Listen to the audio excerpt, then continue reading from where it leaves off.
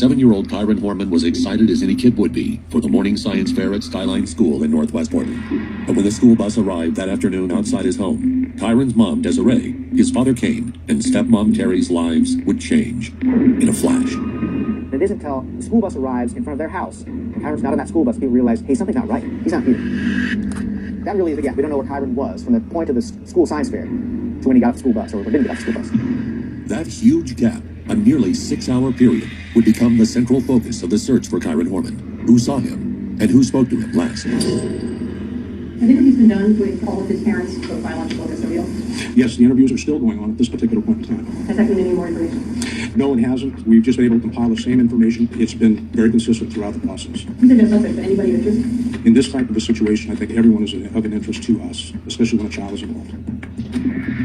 Terri Horman, Kyron's stepmother, was by all accounts the last known person to see Kyron that morning, and she too would be questioned by authorities. They made very clear pretty early on that, until we can start to get better timelines and more information and start to rule people out based on statistics against our suspects until further notice. The dynamics of Kane and Desiree's relationship were complicated. In July of 2000, Kane and Desiree had gotten married. 2 years later, Desiree was 8 months pregnant with a baby boy they would name Kyron. But even with baby Kyron on the way, Desiree filed for divorce from Kane, saying in court documents that there were irreconcilable differences. Shortly after Kyron was born, Desiree was having health problems, and Kyron began living with his dad in Portland.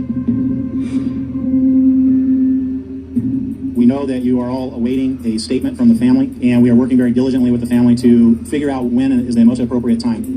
Missing children's cases in particular, oftentimes a family comes out and speaks publicly, asking for the public's help. We didn't get that early on in this case. And I think a lot of us were asking, why aren't we hearing from the family? Why aren't they out here in front of the camera saying, hey, help us out, where's our kid?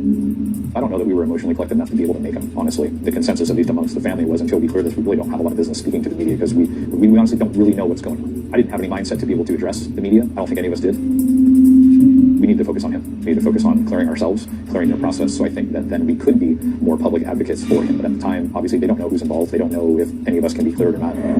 Investigators needed to drill down some specifics about Kyron's family, who was where and when. Kane's alibi was solid. He'd been at work that day. And soon, police moved to Kyron's mom, Desiree, and her husband, Tony. They asked me if I knew where Kyron was. They asked me if I was in Medford, my timeline for the day. I can tell you what I ate that afternoon. I can tell you everything that I did that day. Every single thing down to the minute. Desiree was cleared, being at work 4 hours away in Medford. It was difficult initially, but there's the reality of we need to move quickly. You do whatever you need to do, and I'm here to cooperate, and I will give you everything I possibly can. Me losing my cool with Kane about our past baggage was never going to bring Kyron home. So I didn't ever lose my cool with Kane. It never felt like it was Kane's fault. I didn't think he was responsible for this.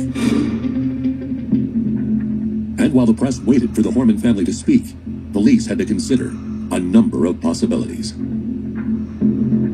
That morning was crazy at school. It was the science fair. So not only do you have the regular kids there, you get their parents, potentially grandparents, maybe friends or neighbors coming into the school as well. So you do have some strangers there that you typically wouldn't have. And that could have been the person. There's just too many other suspects.